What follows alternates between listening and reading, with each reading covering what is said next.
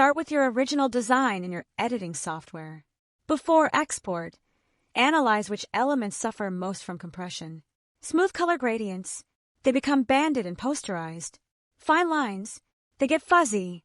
Detailed textures, they disappear. Now you're going to redesign defensively. Replace smooth gradients with slightly bold, strategic color shifts that compress cleaner. Replace fine lines with thicker, more confident strokes. Replace detailed textures with simpler solid colors or bold patterns. Here's the scientific part. Export your thumbnail as JPEG at 70% quality, YouTube's approximate compression level.